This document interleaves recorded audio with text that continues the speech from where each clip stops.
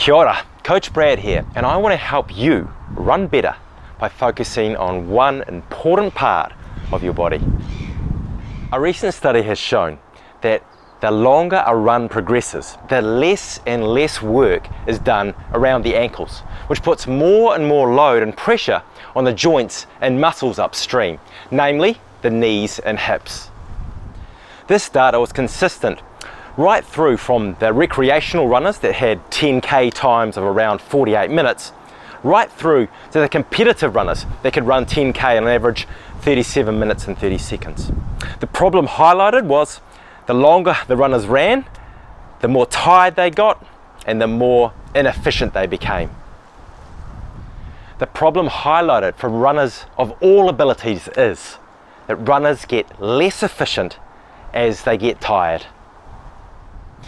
The double whammy for any runner is that at the end of a long training session or a race, your energy stores are already tapped out, and it takes way more energy to maintain that form and pace compared to when you started out nice and fresh.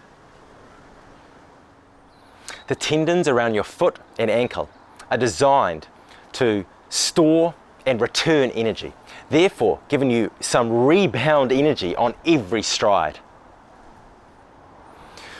When you run for a long time and you tire and you start to rely more on your knees and hips, you lose this rebound energy store, and the result, you become less efficient.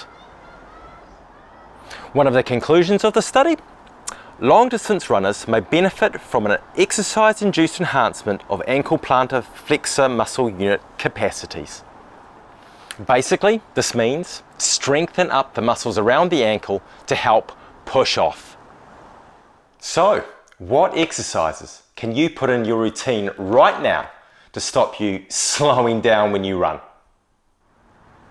First idea, isometric ankle contractions. Now these are easy to sprinkle into your week. 5 sets of 4 contractions, 3 seconds on, 3 seconds off. It's only a couple of minutes 4 times a week, and you can do this when you're watching TV in a long sit position.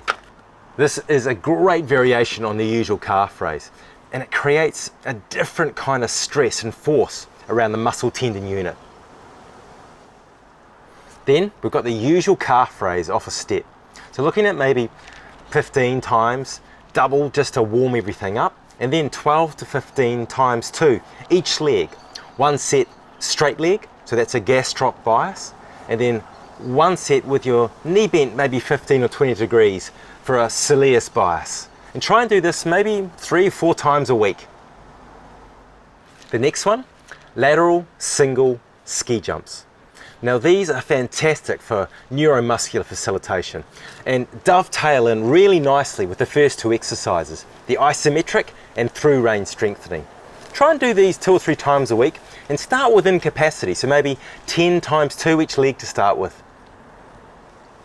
And last but definitely not least, make sure you have some hills in your training week. Even if the race you're training for is flat, your ankles will love you for having a little bit of extra hill work in the week to help with strength.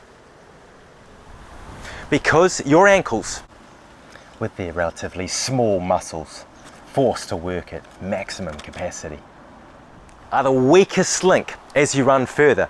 It makes absolute sense to keep the muscles around your feet and ankles working at their optimum. Put these micro chunk exercises plus some hill running into your training week and help your energy efficiency. This will help you keep form deep into those long runs and races. So please go out, earn those miles, get strong, especially around the ankles, champion compassion, and I look forward to catching up with you on the next video. I'm off to get some stronger ankles.